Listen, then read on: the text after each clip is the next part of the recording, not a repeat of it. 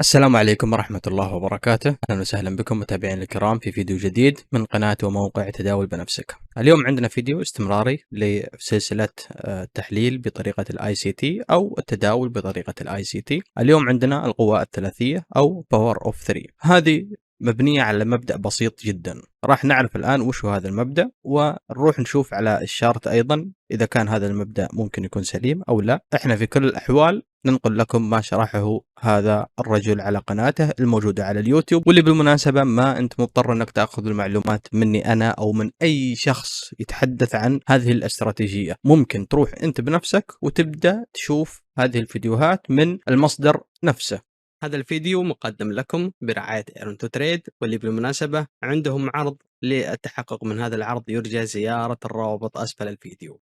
بدون ما نطول عليكم خلونا نبدأ في شرح هذا المبدأ.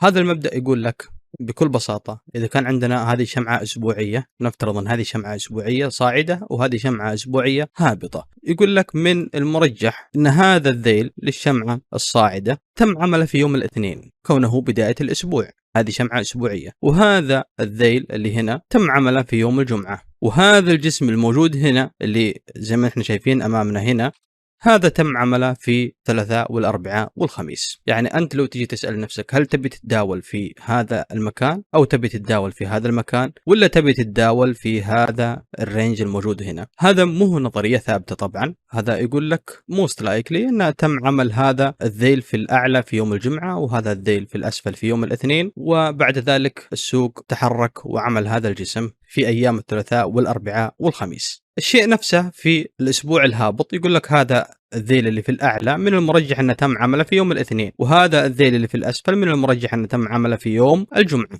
وهذا الجسم الهابط الكامل للشمعة من المرجح أنه تم عمله في 3 أيام الثلاثاء والأربعاء والخميس. خلونا نشرح لكم شوي المبدأ حول هذا الموضوع. يعني يقول لك أن السوق يتحرك مثلا بهذا الشكل صعودا وهبوطا، بعدين في الشمعة الهابطة يسوي بهذا الشكل، خلونا نسميها مصيدة، وبعدين تجي الحركة الأساسية، وبعدين ممكن يجي ارتداد في اليوم الأخير. في الشمعة الصاعدة العكس تماما، ممكن يحصل الحركة بهذا الشكل وبعدين زي المصيدة هنا، وبعدين تحصل هذه الحركة في اليوم الأخير، يجي هذا الالتفاف البسيط يكون لنا الظل اللي موجود أمامنا هنا. طيب هذا هو المبدأ خلف هذا الموضوع. هل هذا الشيء مستمر يعني بنسبة 100% لازم يحصل هذا الشكل؟ لا، يقول لك أن هذا الظل الصغير الموجود هنا غالبا تكون في يوم الجمعة، لأن السوق شمعة الأسبوع تقفل يوم الجمعة، فبالتالي الإغلاق كان هنا، فبنسبة كبيرة أن هذا تكون يوم الجمعة. وبنسبة كبيرة أيضا أن ما هو معقول أن في يوم مثلا الخميس راح سوى الظل هذا ورجعوا يوم الجمعة، مع أنه وارد، ولكن هو يقول أن هذه القوة الثلاث اللي نقدر نسميها رينج، مصيدة، انطلاق إذا ترجمناها مثلا بهذا الشكل، او نقدر نقول مثلا رينج، تشتيت،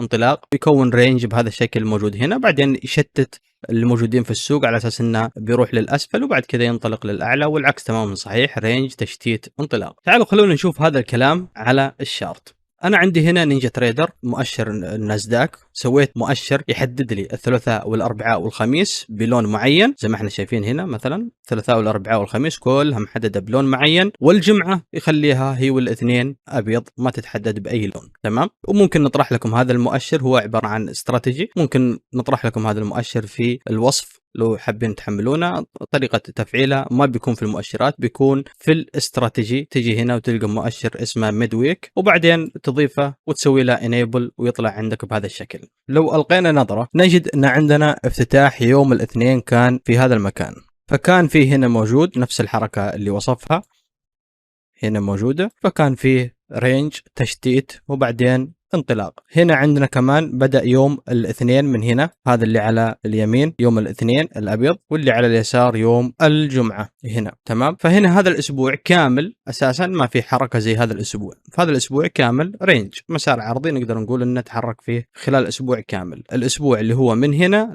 إلى أن وصل إلى هذا المكان هنا، هذا ممكن نقدر نقول عنه هنا انتهى يوم الجمعة وبدأ يوم الاثنين. تمام. فإحنا لو نشوف هذا الأسبوع كامل رينج، وهذا يثبت أنها هي مش قاعدة ثابتة في كل مرة يتم تطبيق هذه القاعدة. فإحنا لو جينا نشوف الأسبوع اللي بعده، مثلا هنا انتهى هذا الأسبوع يوم الجمعة انتهى بهذا الشكل، هذا الأسبوع الأخير إحنا عندنا 3 أسابيع، هذا الأول الثاني الثالث، فلو جينا نشوف نلقى أيضا نفس الشيء حصل هنا في يوم الاثنين، وبعدين جاء هنا في يوم الثلاثاء وسوى الثلاثاء والأربعاء والخميس هذه الحركة الموجودة أمامنا. تمام. فلو جينا احنا مثلا نبي نطبق ظل الشمعة او نبي نطبق شمعة الاسبوع الموجود امامنا هنا، مثلا خلونا نطبق شمعة واحد من الاسابيع الموجودة، ناخذ هذا الاسبوع الاول على سبيل المثال، الافتتاح هنا وبعدين نزول للاعلى للاسفل عفوا وبعدين صعود للاعلى الى ان وصل الى هنا هذا المكان. تمام. وبعدين هذا كان مكان الاغلاق. تمام. فنلقى الشمعة صارت بهذا الشكل. هذا راح يكون شكل الشمعة في هذا الأسبوع، راح يكون تقريبا بهذا الشكل. خلونا نسويها يعني كأنها شمعة، يعني تقريبا بهذا الشكل راح تكون شمعة هذا الأسبوع الموجود أمامنا. طيب هذا هو بكل اختصار الباور اوف 3. طيب وش رأيي أنا الشخصي في هذا الموضوع؟ أنا بالفعل بعد ما سويت هذا المؤشر ورجعت راجعت وجدت أن أفضل الأيام تداول هي الثلاثاء والأربعاء والخميس، تحصل حركات جيدة في الاثنين والجمعة. وأكبر دليل عندنا هذا الأسبوع وش اللي حصل فيه في يوم الاثنين والجمعة، كانت حركات جيدة وإن كانت متعاكسة، واحد صعود والآخر هبوط، ولكن كانت الثلاثاء والأربعاء والخميس على المدى الطويل تحصل فيها أفضل أيام التداول. يعني أنت مثلا لو جيت، خلنا ناخذ هذه الأسابيع الموجودة أمامنا، أنت لو جيت مثلا تتداول ما تبي تتداول في هذا اليوم هنا، تبي تتداول في هذا اليوم وهذا اليوم وهذا اليوم الموجودة هنا، نفس الشيء هنا، نفس بعض كلها طبعا، وإن كان هذا أسوأ لأن الرينج فيه أضيق، ولكن هنا كان ربما أفضل. نفس الشيء هنا في هذا الأسبوع، من الأفضل أنك أنت تتداول في يوم الاثنين أو في يوم الجمعة هنا مثلا، أو أنك تتداول هذا الصعود. أنا لا أنصح بتداول يوم معين على يوم معين، ولا أنصح بالتداول أصلا من أساسه. أنا فقط أشارك معلومات وترجم دورة قدمت من شخص آخر من باب إنشاء المحتوى فقط، لا أقل ولا أكثر.